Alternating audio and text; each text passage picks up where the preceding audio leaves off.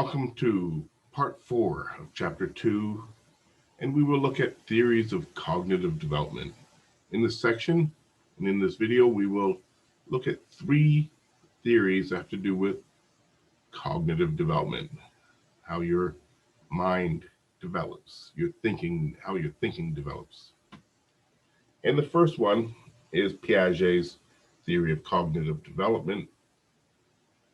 This is one of the most influential theories that we will look at. It really started the field of studying cognitive development, developmentally, at different ages, studying how thinking changes. Before Piaget's theory, the basic assumption was that you just gain more knowledge, year after year, and so you get smarter. And what Piaget showed was that it is much more involved than that. That you think differently at different ages, so your logic changes and things like that. It's not just the amount of information that you have, that you actually shift through different worldviews or different ways of thinking about the world. And one of Piaget's major points in his theory that we're just going to touch on here is that children are independent learners, and that they actively explore and learn from the environment on their own. He did not believe that you really had to teach children too much, because he believed that they would learn just from studying and experimenting on the environment. So when a baby is dropping her rattle, let's say, in her crib, she's learning about the world. She's learning about how gravity works by dropping her rattle over and over again.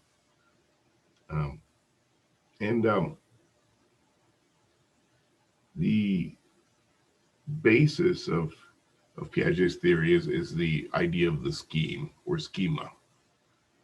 Either word would be acceptable, either scheme or schema. And schemes are like mental concepts. And it's how, as it says here, it's how we organize the world in our minds. And a scheme can be a thing. I have a scheme for what a desk is. I have a scheme for what a car is. It can be an event. I have a scheme for the procedure of going to a restaurant, and all the steps involved. I have a scheme for actions as well. I have a throwing scheme. If I want to throw a baseball, I kind of click on my throwing scheme in my mind, and I move my arm in a certain way to throw the ball. I don't have to think about it because I already have a scheme of how to do it once I've learned it. So we have actions, we have events, we have things. People fit into schemes. We call them stereotypes. Those are just schemas. I have a schema that says, old people are slow drivers, and it's the way I categorize old drivers. Like that they drive slowly. Anyways, yeah,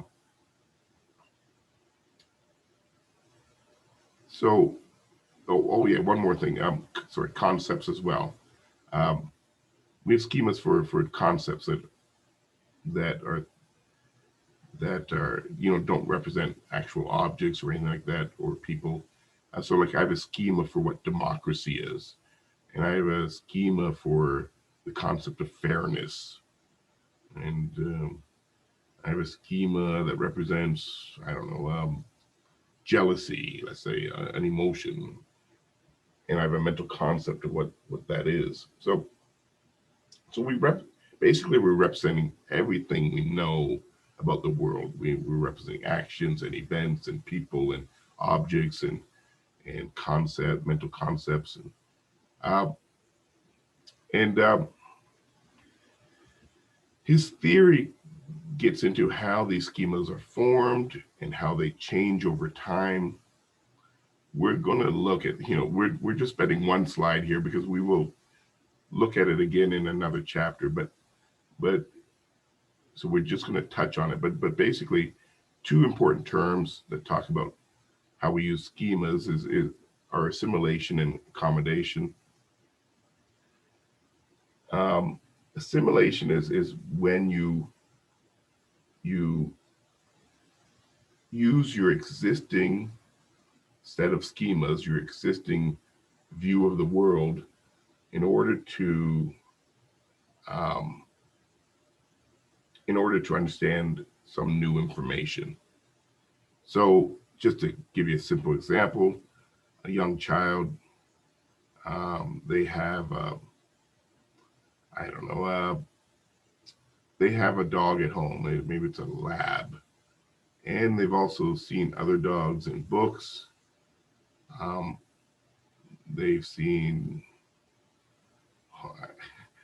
poodles and cocker spaniels, and they've seen chihuahuas. Anyways, and then they come across some other breed of dog while they're in the park with their parents.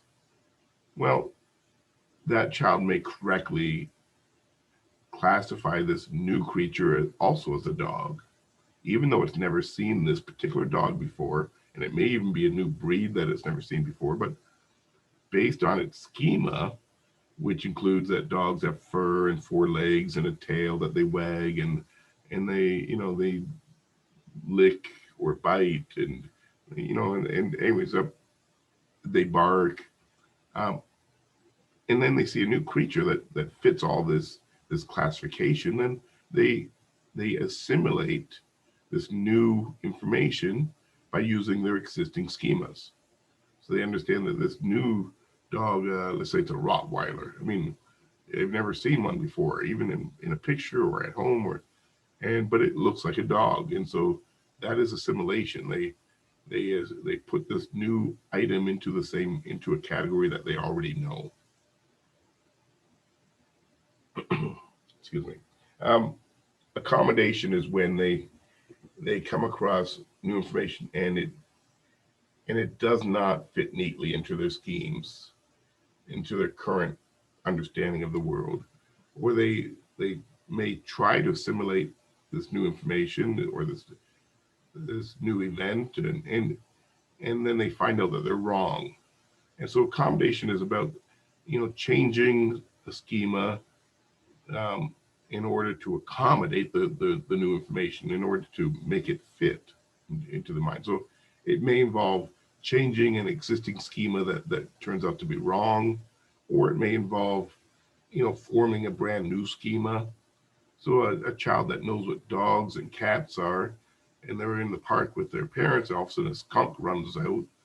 I mean, the child's originally going to try to assimilate and say, "Is that a cat?" And the parents say no, and "Oh, is it a dog?" No, and they realize that they don't understand what this new information is, and their parents might explain, "That's a skunk. Don't go near it. It can spray you. It smells really bad. It has a white stripe," and they give a couple of facts, and then the child will accommodate this new information. They will form a new category called skunk in their set of schemes. Um, and I don't know, give one more example. I mean, think about if a very young child comes across um, the her mother's pills for the first time. What do you think the child will think those pills are if they've never learned what pills are? I mean, the first time a child comes across pills, unfortunately, they usually think that they're candy because it's the closest thing that they look like. Often pills look like little candies, and that would be assimilation. Um, they use what they know about candies, and the pills look close enough, and they assume they're candies. And then the mother, corrects the child. No, no, no, stay away from these. They're completely different. They're called pills. They're bad for you. Then the child would have to accommodate, and they would have to, realize, notice the distinction between candies and pills, and they would be refining their schemes. They would refine their candy scheme. Okay, pills look different in this way, and so they kind of tighten up their candy scheme. They form a new pill scheme. That's accommodation. And so accommodations going on as you're learning more and more about the world. Um, so particularly in young years, there's a lot of accommodation going on. And, kind of the older we get, the more we assimilate new information because there's less and less that we don't understand. But we still, even to the day we die, we'll still be doing some assimilation. I mean, um, maybe you learn all of a sudden you learn some new religion that you'd never heard of before. And so you might assimilate that into a new schema. Okay.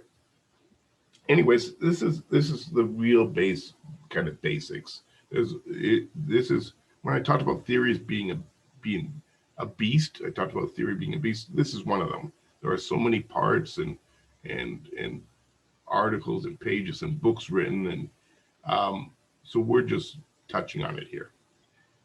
Within his theory, he says that there are 4 stages of cognitive development. And so right away we see that there are stages. So we know that Piaget takes the view of non-continuous development. He takes a view of qualitative development. That is that we go from one stage to another, and so the change is qualitative. So he says that when you change from one stage to another, you don't just, once again, you're not just learning more or adding a little bit more to what you had, you're changing the way you think. And so he points out things throughout his theory about how your logic changes, for instance.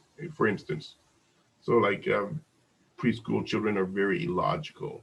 They can't understand even basic logic. And yet, school age children will change and they will understand the logic that they didn't when they were younger. So they didn't just learn more, they now have a whole new way of thinking that's much more logical. And similarly, as you move into adolescence and you get to the last stage, your thinking becomes much more hypothetical and abstract. You start thinking about things like, I don't know, like God perhaps, or some other kind of religious beliefs, or you might think about things like democracy or things like that you never would have thought of as a child because you didn't have the mind for it. So his idea is that as we move through the 4 stages, we shift. It's like the tadpole to the frog once again. We shift how we think about the world and how we think within the world. I'm not going to do talk about the 4 stages now. We'll do that in another chapter when we come back to this. And that's, so in a nutshell, the very basics of Piaget's theory. Vygotsky's theory is the next one. He differs from Piaget's theory by putting much more emphasis on the role of culture and the role of the social world in cognitive development. Remember, I made the point of saying that Piaget believed that children are independent learners and that they actively explore and learn on their own. Well, Vygotsky took a different approach. He said that we learn from others. We learn from more advanced peers and from adults, and so he thought learning happens socially, from one person to another, and not just on your own. A couple of basics, okay, of his. First of all, it's called the socio-cultural theory. So right in the name, it involves learning through the role of the social world and the role of culture. You learn from others, and you learn what's important in your culture. All learning is social is kind of the basics, the very basic statement of his theory. And a couple of terms that I'll go over on this slide is that were important. These were important in his theory. The zone of proximal development, or the ZPD. This is, as it says here, the distance between the child's independent abilities and what the child can do with a little help. So basically, you can think of a zone where below the bottom, the bottom of the zone are things that the child can do perfectly well on their own. So the bottom level is like everything below the bottom level is things that they can do on their own. So maybe a young child can count to 10 and they can do it correctly every time now. And so that would be below their zone. Getting them to count to 10 again is not going to increase their learning. They've already mastered it. Um, at, at the top level, at the top of the zone, so and you think of like two parallel lines, okay, representing the zone. So below the bottom line is what the child can do on their own. Above the top line are things that the child cannot do, even with help. So that young child that can count to 10, no matter how much you try to teach them, they're not going to learn calculus, yeah, or advanced algebra. I mean, but within the zone is the teaching area. It's what the child can accomplish with help from another. So this child that can count to 10, they struggle counting to 100. They can, they don't have it mastered yet. So if there's an adult that reminds them every now and then of, when they get stuck, they get up to 19 maybe and they can't remember, and you say 20 and they go, oh yeah, 20, 21, 22. And then when they get up to 70, they can't remember the word, and so you help them at different points, and they can do the task with some help. And that is within the zone. So everything that they can accomplish with help is within the zone, and that is where we teach children. That is where children learn, within this zone. Like I said, they're not going to learn calculus. It's above the zone. They don't need to learn to count to 10 because they've already mastered it. It's below the zone. So you're always pushing the child a little bit further, and that's where scaffolding comes in. So these terms connect. Uh, Scaffolding is about, while teaching a child, that you give them as much help as they need originally to solve a task, and as they get better at it, you start to remove one layer of help at a time. Like you do a little bit less for them, a little bit less to help them each time, and in a sense, what you're doing is you're kind of moving that zone upwards, because as they master more and more of the steps, you don't have to help them on those steps anymore. So one example I like to use of scaffolding is comes from my daughter's life, and I have very clear memories that we did a lot of puzzles when she was young, and originally her doing a puzzle was basically, pawing at the pieces, when she was very young, and me doing the puzzle, like showing her where it goes and then also pushing it in for her, because, at some age she wasn't capable of doing anything really with the puzzle. But as she learned, no longer would I do all of it for her. It got to the point where she started to recognize where pieces go, but she still couldn't fit them in right with her little hands. And so I would do that part for her. And by the end, like over time, over like whatever, weeks or months, or, like of doing puzzles, I mean, like it got to the point where I was really hardly or not helping her at all. So the zone moved upwards through a series of trainings of doing puzzles together. And so the child moves from not being able to do anything to finally doing it all.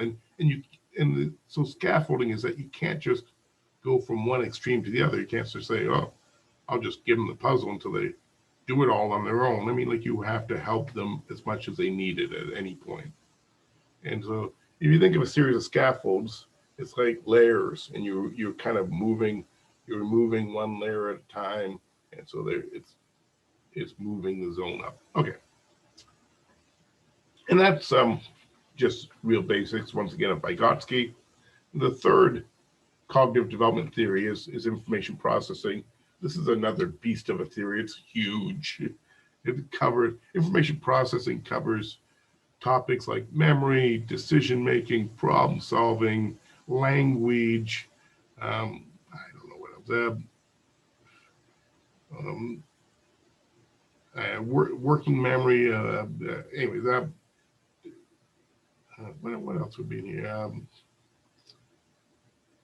Mathematics. I mean, I don't know. It's a really wide area. It really covers most types of conscious thinking. When you're using your mind. Um, anyways, the origin of information processing theory and what it was built upon was comparing the mind to a computer. And this theory came out just as computers were appearing. Before we had home computers or microcomputers, but when there was computers that you could feed information into, and it could store the information, and it could do calculations, and then you could retrieve the information from the computer, and somebody recognized, hey, the mind seems a lot like that. Information goes in, we store it, we use the information in our minds, we retrieve the information when we need it, and information processing was built upon this comparison. And what we're going to look at here is just two models have to do with memory, and just as examples of information processing theories. And the first is called the stores model. You would have talked about this in 101. And basically what the stores model says, and I've added this picture. I know it wasn't in the original slides, so if you need to pause it, you could make your own little diagram. But this is called the stores model, and it's basically that we have three different storage areas for memory. And if we look to the left, we have environmental stimuli coming in. So I'm seeing something or hearing something or I'm touching something, tasting something. Anyways, I'm using my senses. And each of our senses has a sensory memory where information is stored for a very brief period in its raw form. So when I see, let's say I'm looking at a classroom full of students, I could close my eyes and still see that whole classroom for a very brief moment because it's in my sensory memory, meaning I've recorded a copy of what I've just seen. And just like when you're listening to somebody, sometimes you might feel like you missed what they said, and then you all of a sudden realize that you do know what they said, like because you've stored a copy of a couple of seconds of what you've just heard in your auditory sensory memory. So we store, like, this is the way that information gets into our minds, into our system, just like we feed information into a computer. We also, our senses feed information into our brains. Now, the information, I don't all of a sudden know all that information. Like if I saw a whole classroom full of students and I closed my eyes and turned around, and I mean, I couldn't picture everything I just saw. I mean, like it would all fade very quickly because the sensory store is very brief. It's less than a second for images, and it's up to about 2 seconds for sound. But if I paid attention to some detail of what I was just looking at, so maybe I concentrated on one student's face, and then as the rest of the image fades, that one thing I paid attention to, I could kind of hold in my conscious memory, which we call short-term memory. Because I paid attention to it, I transferred it out of the raw storage into kind of my conscious mind.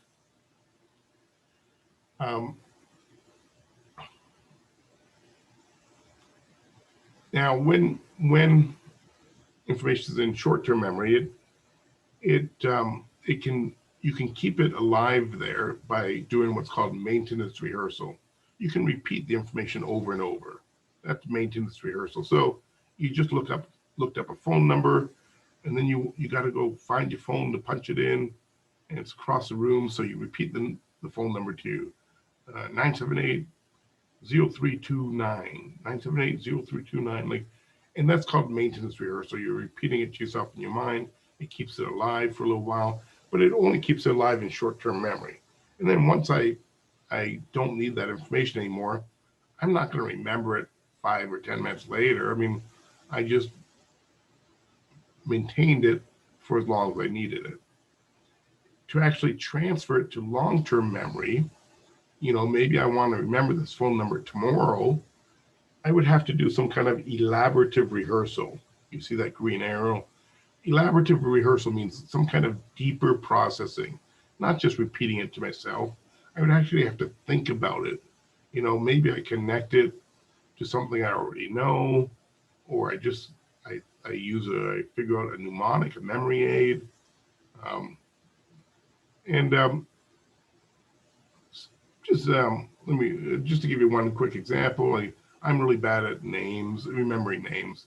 When I meet people, I've tried to get better at doing a little elaborative rehearsal. But what happens is I'll meet somebody and typically, like, right after they introduce themselves, I'm Bob, and I say I'm Kevin, and I walk away, and 30 seconds later I don't remember the guy's name, and because I didn't do anything with it. If you don't do some kind of deep processing, the memory gets lost from short-term memory, and doesn't get transferred to long-term. So, but elaborative rehearsal isn't necessarily hard. It just means thinking a little bit more deeply about the information. So let's say right after he says his name is Bob, I think to myself, oh, I'm always going to picture you, I don't know, going up and down in the ocean, like bobbing. I don't know, like something like that. Or I think to myself, you remind me of my Uncle Bob a little bit.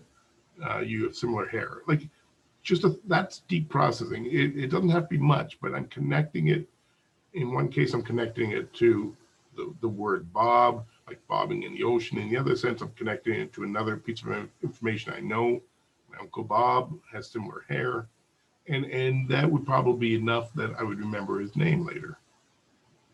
And if you really want memory, make sure the memory is really consolidated and really long term, you could even study it more and do more elaborative or deep processing. I mean, that's what studying is. It's deep processing. You're trying to remember the information before you take a test. You study it. Hopefully you do things like make flashcards maybe, or you test yourself on the information in different ways. That is elaborative rehearsal, so that the memory gets consolidated into long-term memory. And then when we need it, we can retrieve it. You see the red arrow coming back, and the next day I meet the same guy and I retrieve the information. Oh yeah, I'm picturing him down, going up and down the ocean. His name's Bob, and I retrieve the information. Okay, that is the basic stores model. 3 memory systems, and information flows from one to another as long if we do the right kind of processing, attention, and then elaborative rehearsal. Let me go back. The second model I want to talk about is the connectionist. This is a newer one, connectionist, or the neural network model. And I'll go to the picture here. And a connectionist model is basically says that memory consists of concept nodes that are linked together into a neural network, such as pictured here. So this is talking about how you store, information in your brain and how it's connected, and that things that go together are connected in your memory. And you can think of these circles or rectangles as schemes. Just to go back to Piaget, these are all like, there are different concepts that you have knowledge about, the stored knowledge about. And this is saying that, well, things aren't just stored randomly in the mind. They're not just, they're not alphabetically. They're tied together by meaning.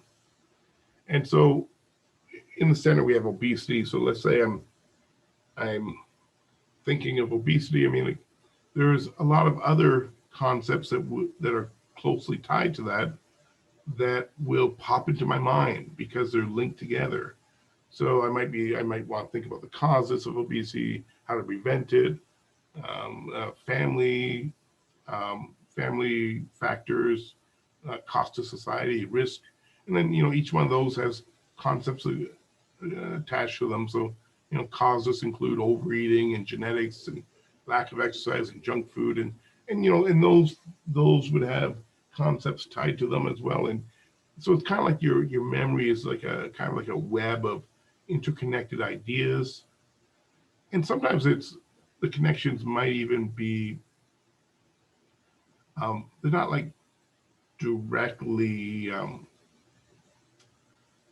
what do I want to say here? They're not always as obviously connected. I mean, if I was thinking of dough, for instance, let's just say I saw the word dough. Well, I would obviously think of like DOUGH. I would think of bread and pizza, but I might also think of money because dough is slang for money.